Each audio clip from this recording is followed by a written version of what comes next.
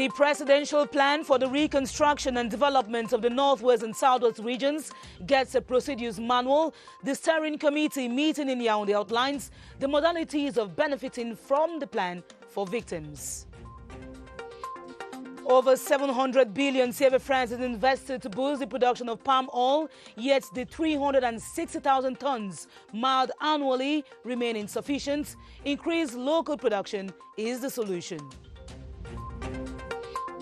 The Professional Football League applauds the annulment of a decision to suspend its activities by the Cameroon Football Federation. Reactions to the decision of the Court of Arbitration for Sports in this newscast. Good evening and thanks for joining us. Those were the headlines of the 7:30 news.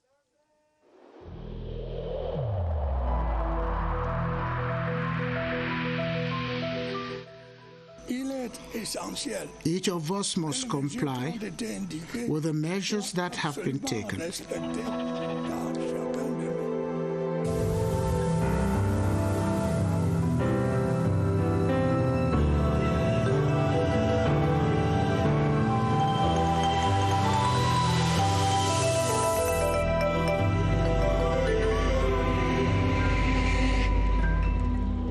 Thanks for joining us. A procedures manual to guide victims of the crisis in the Northwest and Southwest regions on how to benefit from the Presidential Reconstruction and Development Plan has been adopted.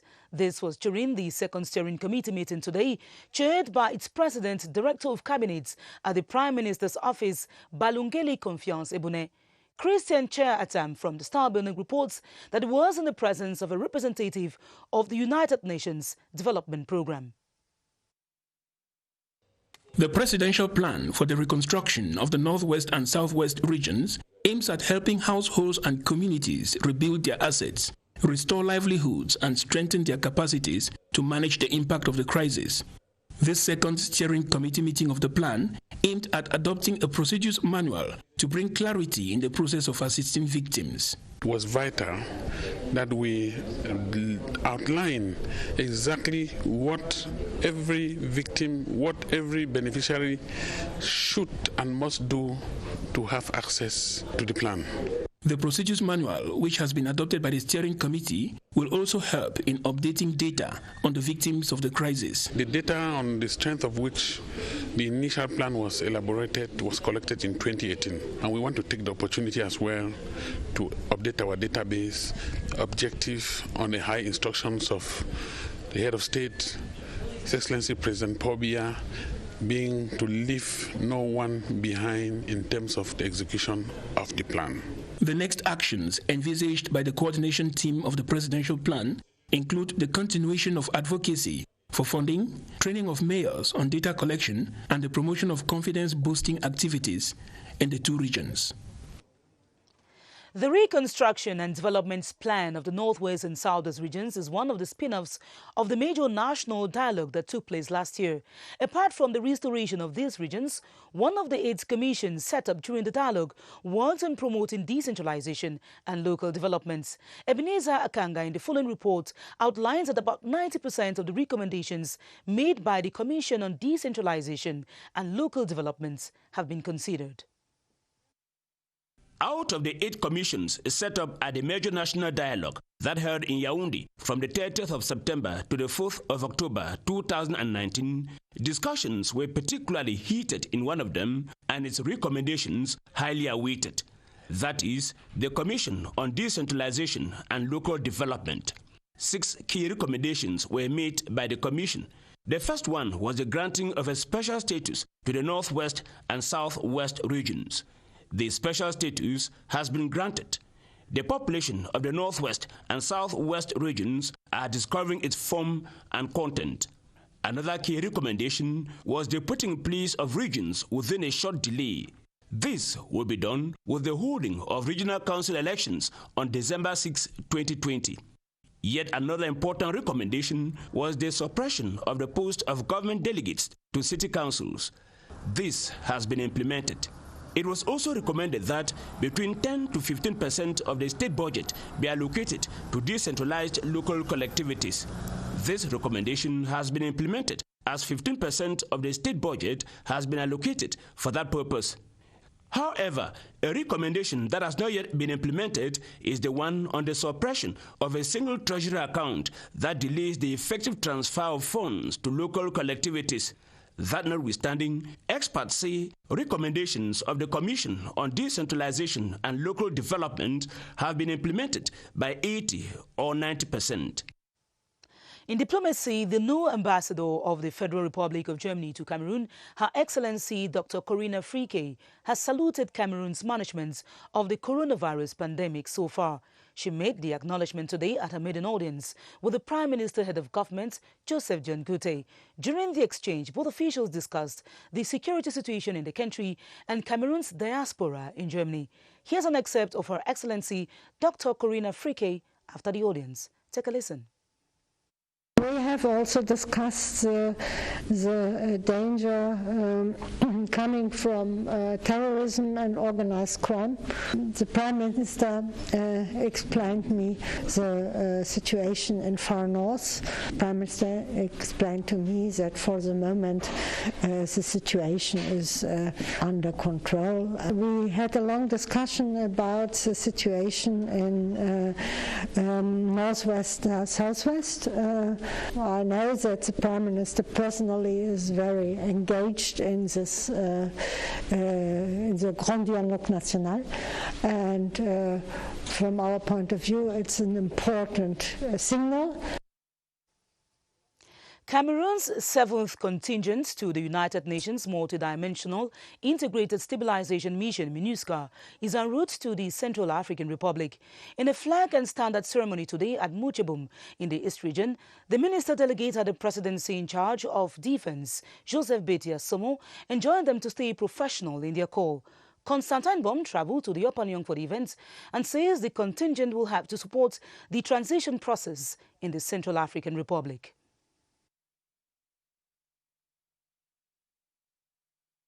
In all, the 7th contingent is made up of 1,150 men and women. 750 are from the infantry battalion, 280 are made up of gendarmes, and the rest of the units include military and security observers, as well as individual police observers. This ceremony is the official handing over of Cameroon's flag to the soldiers, an opportunity to remind them of their mission that falls under United Nations standards. To express our sincere congratulations and encouragement to our valiant soldiers who, with courage and self-denial, have thus contributed in a decisive manner. The 7th contingent joins other UN forces, making a total of 11,200 peacekeepers to protect civilians and support transition processes in the Central African Republic. They have a difficult task ahead of them as the Central African Republic has its presidential election coming in the months ahead,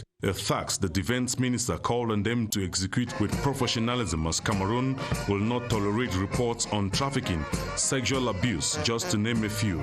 Their utmost priority is to support the transition processes, facilitating humanitarian assistance, protect human rights, support justice and the rule of law. And now on to the statements from the Ministry of Communication. The Cameroon government has been appraised of calls of an uprising and overthrow of its republican institutions by the leaders of a political party.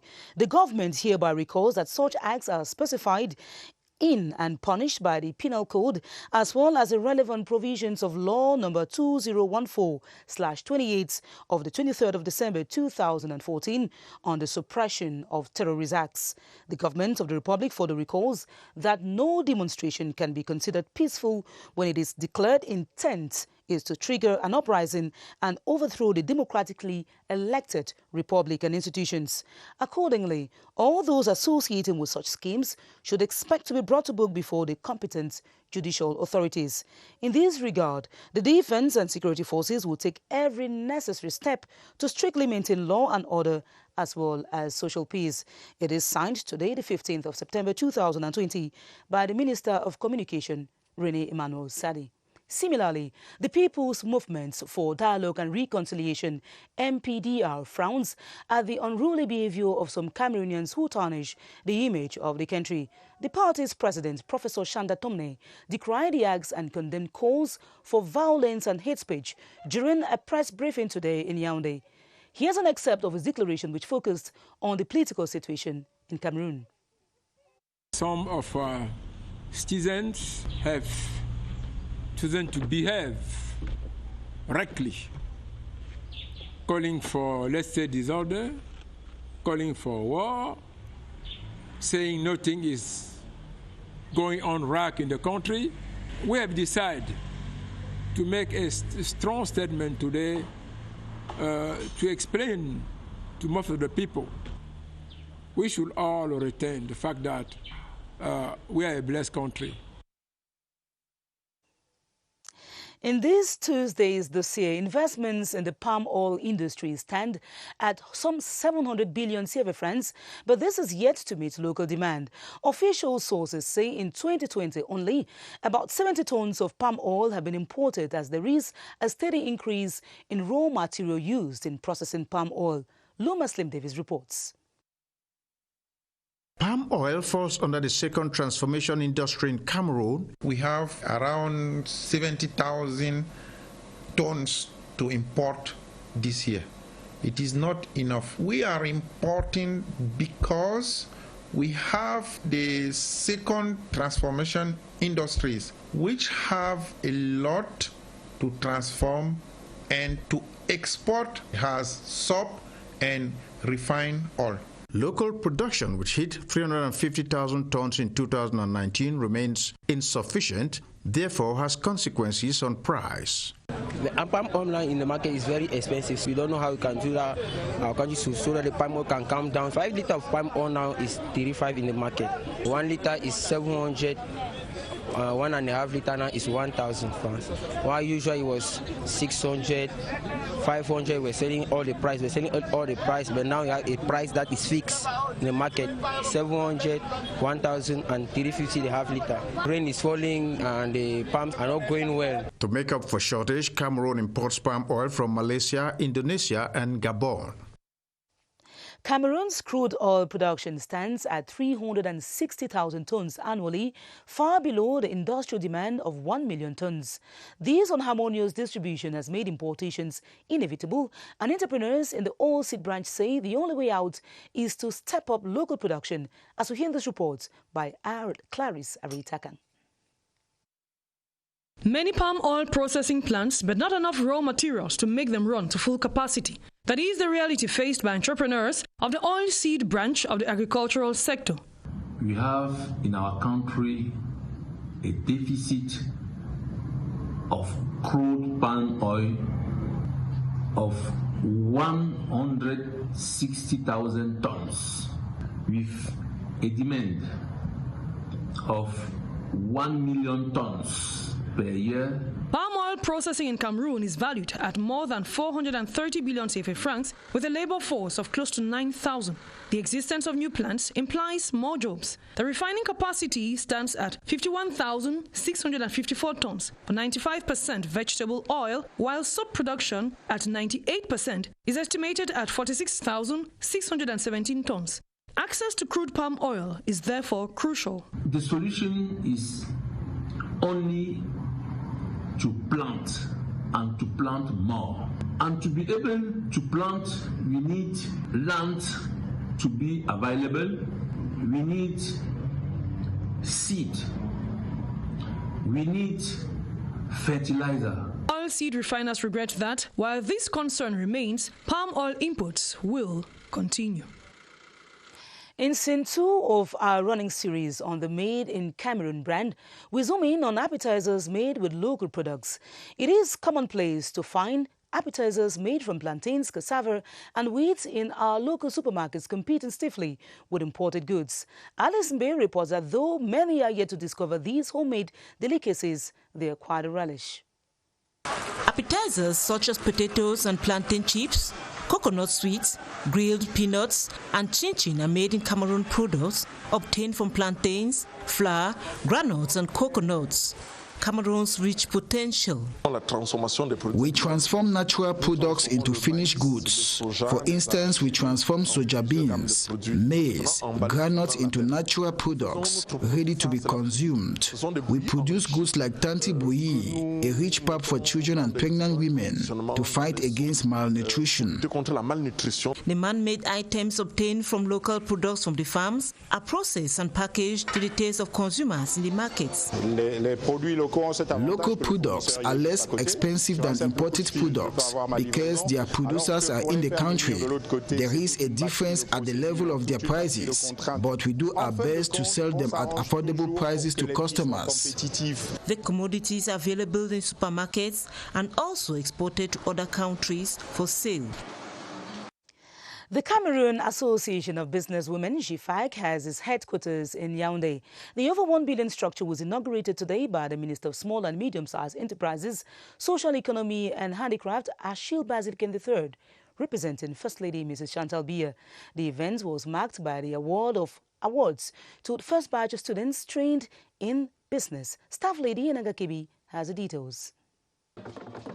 This brand new beautiful architectural design situated at the Ngwa-Ekele neighborhood in the nation's capital is the headquarters of the Cameroon Businesswomen Association, abbreviated GFAG. The three-story complex will function as a multi-purpose complex. A conference center, a banquet hall, a multimedia and business center, as well as well-equipped lodging facilities have been opened to the public. We have here the crystallization of the sacrifices of women entrepreneurs in this country. A total of almost 1 billion CFA francs has been invested in the realization of this jewel. During today's inaugural ceremony placed under the patronage of Mrs. Chantal Biya, Minister Achille Basilican III of the Small and Medium-Sized Enterprises, personal representative of the First Lady, recalled that the government donated 700 million francs CFA for the construction as subvention. We promised the minister that we are going to handle the funds and transfer it to those young girls. The city mayor of Yaoundé, Luc Messi Atangana, saluted the dynamism of GFAG and encouraged the ongoing program to train youths, especially the girls, in income-generating activities. The first batch of students trained in different disciplines during a period of 5 weeks received their attestations today. In our investigative report tonight, we delve into the poor state of railings on some flyovers in the nation's capital, Yaoundé, which have in recent times been a threat to human life. One of such death traps for pedestrians and commuters is at the Van neighborhood of Yaoundé, and only last week a young lady lost her life after skidding off the road. Emmanuel Vemni visited the site and reports that there is an urgent need for appropriate railings to be installed. The danger is real. The railings on the Van flyover have given way as automobile users continue to crash on them. Any wrong maneuver and it sends the car or individual down the 6-meter flyover. Many have been victims with a loss of life. At the beginning of this year, a pickup fell off this 6-meter flyover to the ground. Fortunately, the driver survived the shock. Recent talks of a lady who fell off this same flyover and this time around lost her life. Those around the flyover think the absence of balustrades expose road users. No protectors. All the protectors are very old. Despite the speed limitations are fixed before and on the flyover, road users appear to have thrown caution to the wind. The non-respect of speed limitation is the principal cause of the destruction of the railings. Every driver needs to be trained. Between the cars plying the Van flyover and the pedestrians, none seem safe. This has provoked more talk on sensitization and training on the highway code. In urban setting, hooting is forbidden, and the highway code says when it is necessary, it should be brief and moderated.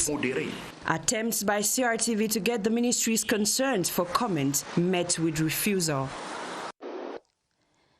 Another preoccupying point is in the littoral region where some stretches of the National Road No. 3 are deteriorating by the day.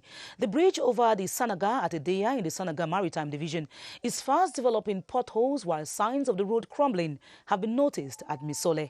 Rene Kache visited these portions whose present state has been partly blamed on the heavy rains. This is how bad the bridge over the Sanaga has become. The facility is deteriorating each passing day and has been giving its users a big scare each time they cross it. The frightening condition of the bridge has also forced the Minister of Public Works to send a technical team to visit the site twice in 3 weeks as government looks for a lasting solution. There are speed breaks on the bridge and this is not normal. Heavy-duty trucks, for example, always have to slow down and this also aggravates the degradation on the bridge. We'll have to displace the speed breaks on the bridge.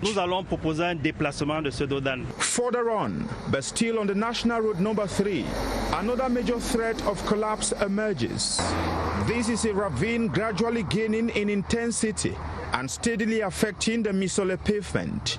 The recent heavy rains in our region has not been fair to this stretch. Because of that, there is degradation below the ravines. With the rainy season gaining in momentum and with hundreds of heavy-duty trucks circulating daily on this stretch of the major highway, something must be done, and very fast.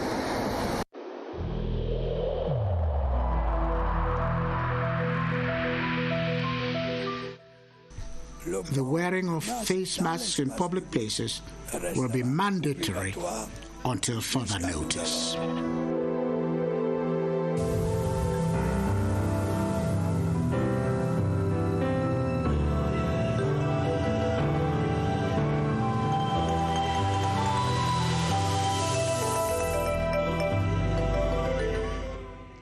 There is no doubting that smoking is dangerous to one's health, but it is more risky with the coronavirus sticking around. A regular smoker whose lungs are already affected is more likely to succumb to the virus if infected. Baldwin Sama is at the Public Health Emergency Operations Center, and with his guest, Dr. Eric Tandy, talks about why it is imperative to quit smoking at this time of the coronavirus scare. Hello, Baldwin. It is imperative to quit smoking at this time of the coronavirus scare.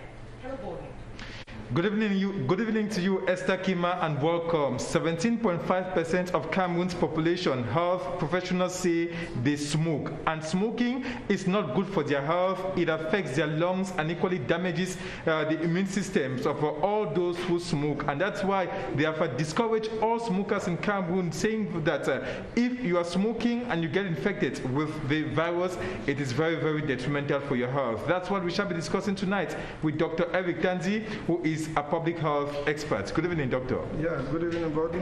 Tell us how damaging is smoking to someone's health, especially when that person gets infected with the coronavirus.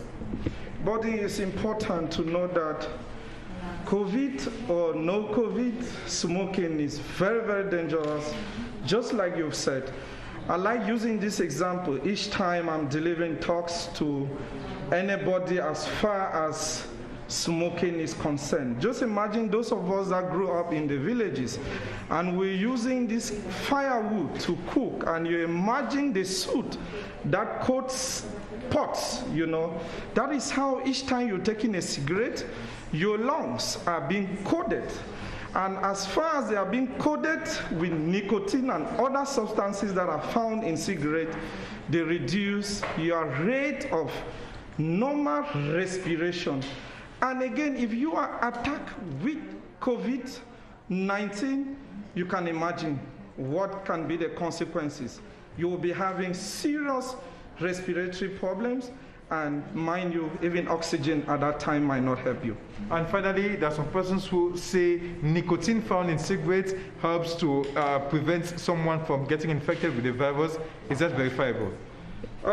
Especially as far as COVID-19 is concerned, I like to reiterate here that research is still ongoing as far as this virus is concerned. We've not gone to anywhere with research, but saying that nicotine is helping is a fallacy to me. I would like to say that on a personal note, because I see no assistance on that. Although we use nicotine in certain health conditions, but that is under strict prescription. But as far as COVID-19 is concerned, and the nicotine that is coming from cigarettes, there are no chances to take. It's dangerous. So we should stay away from cigarette smoking if we run the chance to survive from COVID-19 once in contact. Thank you so much, Dr. Evitanzi. That's a take-home message. Quit smoking, especially those who have not yet quit smoking, because if you get infected with the virus, it is very, very dangerous for your health. Back to you, Esther Kima. Thanks, Baldwin. With COVID-19, smokers will have to choose between the fire and their health. Now on to education. The recruitment criteria of teaching staff in the private basic education sector has come under scrutiny in Yaoundé. This was at the 15th National Commission for Private Basic Education, chaired by the Basic Education Minister, Professor Laurent Serge Etundingwa. Emphasis was laid on greater efficiency, modalities, applicability, and accessibility of private education. Cynthia Saptala tells us more. Official records from the Ministry of Basic Education have listed about 8,000 private nursery and primary schools operating in the territory, some of which do so illegally. With problems like the hiring of unqualified teaching staff for low pay packages, the 15th session of the National Commission will determine recruitment basis for teachers in the public and private sectors. We have to define a new type of relationship between the government and the private education. The private education is a heavyweight partner in the Cameroon system of education. So we have to master their problem because it is the future of our young Cameroonian, all province considered. After the two-day workshop, a final report on how best to harmonize the public and private system of education will be presented to state officials for approval. A health campaign on obstetric fistula is underway at the regional hospital in Marwa, with women suffering from the disorder receiving treatments. The exercise, launched by Governor Mijia Wabakari, comes at a time when a survey has revealed an upsurge of sufferers in the region who are in their need of medical attention. Sylvester Atemking reports on the move, initiated by the hospital's director, Dr. Gerald Fetse. According to medical experts, findings from 2011 Health and Demographic Survey shows that over 20,000 women in Cameroon suffered from obstetric fistula, and this figure increases yearly by 2,000 new cases. It is a preoccupation in the far north region, where early and forced marriage provide a fertile ground for the disease, which often affects teenage mothers. The problem is further compounded by over 50% of women who still give birth at home because of poverty, traditional practices, or ignorance. Risk factors of obstetric fistulas are, among others, home delivery, delivery without a health assistance, delivery in teenage period. And we know that these main risk factors are really available in the far north region. While launching the kick-off campaign, Governor Mijawa Bakari underscored the need to educate more people on this illness, which creates devastating social stigma. Some personnel of the Marwa Regional Hospital are also being updated on the socio-psychological follow-up of patients of obstetric fistula. In sports, the ruling of the Court of Arbitration for Sports in favor of the Cameroon Football Professional League is being applauded by some sports pundits. The president of the league, General Pierre Semengi, is particularly satisfied with the decision annulling the suspension declared by the Cameroon Football Federation in September 2019. Meantime, Fecafoot's president, Seydou Mbombojoya, in a press briefing says the annulment will be forwarded to the General Assembly of the committee on the 24th of September. Baldwin Sama has the details. It remains a Mickey Mouse game between the Professional Football League and the Football Federation, an unending tussle that today sees the Professional Football League as winner as per the outcome of the Court of Arbitration's verdict. For General Pierre Semenge, it is a happy denouement of what he describes as an illegal suspension of the league by the Football Federation. To decide on what we will do, all the clubs must be involved. So, in the days ahead, we will organize an executive bureau meeting and the General Assembly of the Cameroon Professional Football League. Seydou Mbombonjoya, Fecafoot's president, through a press release says Fecafoot acknowledges receipt of the decision by the Court of Arbitration, notably the suspension of the Football League that ended in October 2019 and the rights to organize the Football Championship handed back to them. Fecafoot will hand over the decision to the General Assembly and the Executive Committee to meet on September 24 and 25 respectively. And that will be all for this edition of the 7:30 News, in which we heard that the presidential plan for the reconstruction and development of the Northwest and Southwest regions has had a procedures manual. The steering committee met today in Yaoundé to outline the modalities of benefiting from the plan for victims. More news comes up at 8:30 p.m. with Romeo Trise. I'll be back tomorrow at 7:30 p.m. God willing, stay tuned to our programs on the CRTV. Good night.